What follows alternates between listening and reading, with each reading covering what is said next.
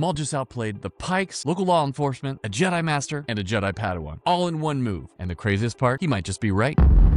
What if Maul isn't just trying to destroy the Jedi anymore? What if he's trying to replace them? Because in Chapter 3 and Chapter 4 of Maul Shadow Lord, he doesn't just fight Devon Izara, he starts turning her. And with the Empire now entering the picture, this could go very, very bad. So the question is Devon about to fall or become something even more dangerous? This is the way. This is the way.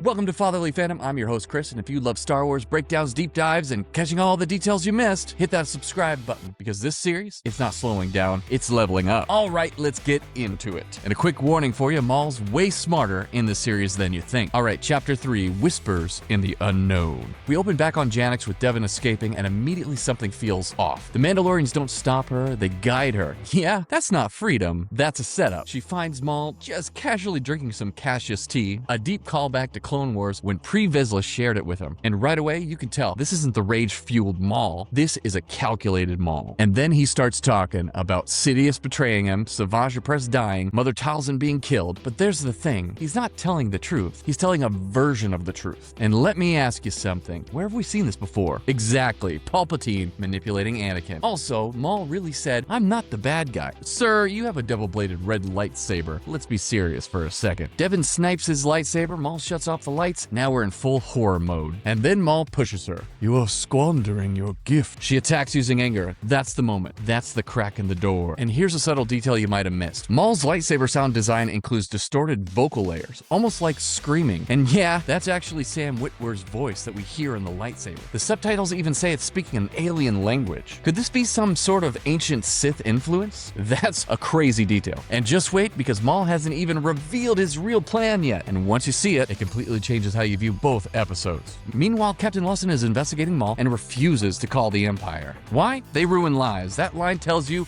everything. At his son's game, yes, Star Wars lacrosse is a thing now. He meets Uncle Daki, who's very clearly a Jedi in hiding. I mean, come on, let's ditch some of the robes. Daki says, I mean you no harm, direct callback to Yoda in Empire Strikes Back. And Lawson, you can tell he's probably figuring out that this guy's probably a Jedi, and he protects him anyway. All right, cut back to Devon. She's trying to leave. Maul stops her. Yeah, so much for you're free to go.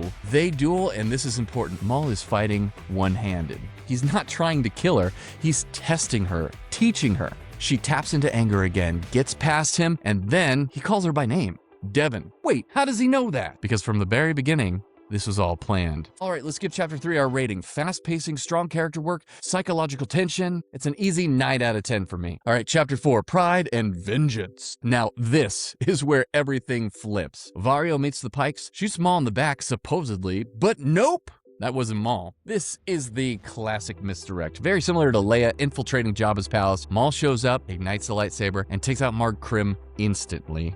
And if you notice a detail from the first couple of episodes, Vario did mention he never shoots somebody from the back, which he does in this scene. But here's the big reveal. After Mandalore, Maul went to the Pikes for help, and they betrayed him. So now, this isn't strategy, this is vengeance. He installs a new leader under him. The Shadow Collective is back. Back on Janix, Devon makes a huge shift. She doesn't want to run anymore. She wants to stop Maul. But that pushes exactly where he wants her. Lawson, Daki, and Devon storm the lair, and surprise, it's a trap! Spybot literally confirms it. Maul offers Lawson a deal, no Empire, he keeps order, he operates freely. Be honest, would you take that deal? But Lawson refuses, so Maul says, then die well. Cold, buddy, cold. And now we get to the big fight, Maul versus Daki versus Devon. And I noticed during the fight that Devon's fighting style here is really important. She's being portrayed as a practitioner of Form 3, Surisu, the same defensive discipline associated with Obi-Wan Kenobi. You can see it in her tight blade work, her controlled movements, her focus on deflecting rather than overpowering. And if you want a further explanation of all 7 lightsaber forms, I got a video on that, so I'll link it in this video. Surisu is known as the Resilience form, or Way of the Minot. It's a highly defensive technique designed to deflect blaster bolts efficiently, minimize openings, outlast opponents rather than overwhelm them. You basically just tire them out. And this fits Devon perfectly. She's surviving, not dominating. But here's the shift, guys. When she starts getting aggressive, that's the dark side creeping in again. And here's the big insight. Maul isn't trying to turn her quickly. He's letting her choose the dark side. And that is way more dangerous than anything he tried with Ahsoka. So we come to the end and Maul escapes. Lawson lets the Jedi go, confirming he's more anti-Empire. But then, and I totally called it, Two Boots alerted the Empire anyway. And then it happens. Slow down. A Star Destroyer appears overhead. The Imperial March